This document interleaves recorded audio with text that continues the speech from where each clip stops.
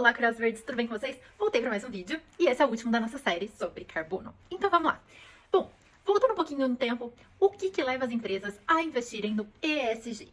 Basicamente, pressão social, pressão dos fornecedores, pressão dos clientes e os investidores, que são os famosos stakeholders. E pensando nisso, lá em 2002, o IFC, que é o International Financial Corporation, juntou um grupo dos principais bancos, os 10 principais bancos, e mostrou a eles a importância da sustentabilidade dentro dos produtos financeiros. Mas como assim, Larissa? A importância da sustentabilidade dentro dos produtos financeiros? Pois é, até então, os bancos não avaliavam as questões de sustentabilidade e ESG dentro dos projetos nos quais eles forneciam os investimentos. E como que tudo isso funcionava? Então, basicamente, os investimentos eram realizados de acordo com as características do projeto, mas sem considerar o impacto final daquele projeto para o meio ambiente, para a sociedade, e era apenas valorizado a questão de retorno daquele projeto.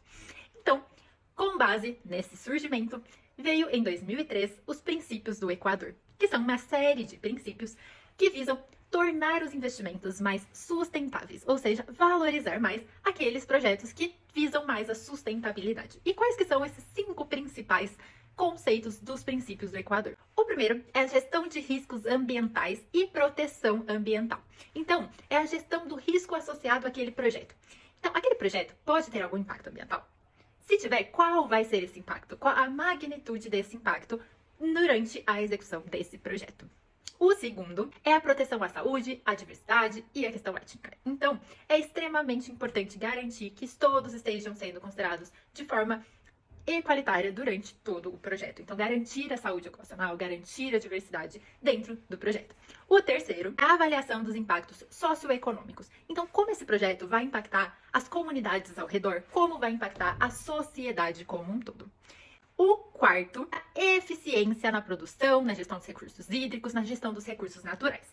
E o quinto, é o respeito aos direitos humanos e combate à mão de obra escrava, infantil e idosa. Então, esses são os 5 principais conceitos dos princípios do Equador e que são a base da sustentabilidade nos projetos. Então, como os bancos vão avaliar o ESG dentro dos projetos que estão sendo selecionados.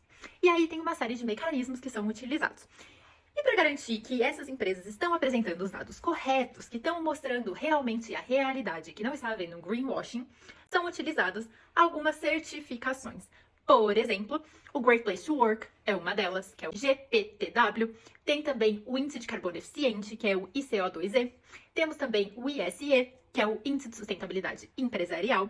E temos as próprias bolsas de valores, que têm os relatórios próprios voltados para a sustentabilidade e avaliam as questões ESG dentro das empresas que estão listadas na bolsa. Então, esses são quesitos essenciais para a avaliação dos bancos no fornecimento de recursos para determinados projetos. Além de tudo isso, as organizações financeiras participantes têm que estar dentro dessas regras do PRSA, que é a Política de Responsabilidade Socioambiental. Então, dentro do próprio banco já deve existir o segmento dessa política para que aí sim eles possam avaliar esses projetos. E além disso, o PRSA também guia como esses projetos vão ser avaliados e se as empresas avaliadas seguem esses mesmos princípios. E quais são os produtos das finanças sustentáveis? Então, as finanças sustentáveis avaliam os projetos e fornecem os investimentos para aqueles que atuam em maior conformidade com a ESG. Mas quais são os tipos de produtos envolvidos nas finanças sustentáveis? Então, tem alguns tipos, eu vou explicar alguns aqui para vocês, óbvio que tem uma gama muito maior do que isso, mas vou explicar os principais para a gente ter uma base do que são as finanças sustentáveis. Então, para tudo isso ser regulamentado, surgiu os princípios do investimento responsável, o PRI. O PRI é uma série de diretrizes para investimentos responsáveis, ou seja, leva em consideração aqueles 5 princípios do Equador que eu citei e também as questões ESG envolvidas. A partir do PRI, os bancos conseguem identificar aqueles projetos que são mais viáveis e aí sim fornecer os seus produtos sustentáveis. E esses produtos são principalmente Green Bonds e Green Loans. E eu vou explicar os dois para vocês com mais detalhe. Os Green Bonds, eles são instrumentos de dívidas, assim como os créditos de investimento normais.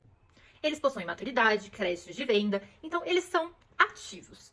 Porém, o que diferencia os Green Bonds é que todo retorno proveniente das emissões desses Green Bonds, eles são retornados aos investimentos em projetos de sustentabilidade. Então, ao momento que você compra um Green Bond, aquele investimento ele é retornado para outros projetos de sustentabilidade, incentivando assim a criação de novos projetos e novos desenvolvimentos nos quesitos de ESG e sustentabilidade. No Brasil, os Green Bonds podem ser emitidos através de 3 instrumentos, conhecidos como CRA, CRI e CPR. Os CRA são os créditos de recebíveis do agronegócio, o CRI, os créditos recebíveis imobiliários e o CPR, a célula do produtor rural. Então, através desses 3 instrumentos, são emitidos os Green Bonds.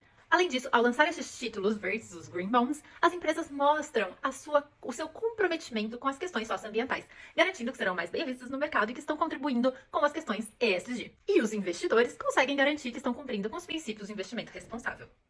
Já o segundo instrumento, que é o Green Loan, ele é o investimento em projetos de sustentabilidade. Ou seja, ele é aquele investimento voltado especificamente para projetos que visam melhorar as questões ESG, sustentabilidade, meio ambiente e social. Todos os projetos que estão envolvidos nos Green Loans, eles têm que mostrar os seus resultados e mostrar realmente as aplicações do ESG em toda a sua estrutura. Além de tudo isso, a transição para essa economia verde envolve uma série de recursos que são necessários. E a partir disso, observou-se a formação do Climate Finance, ou seja, são as finanças do clima.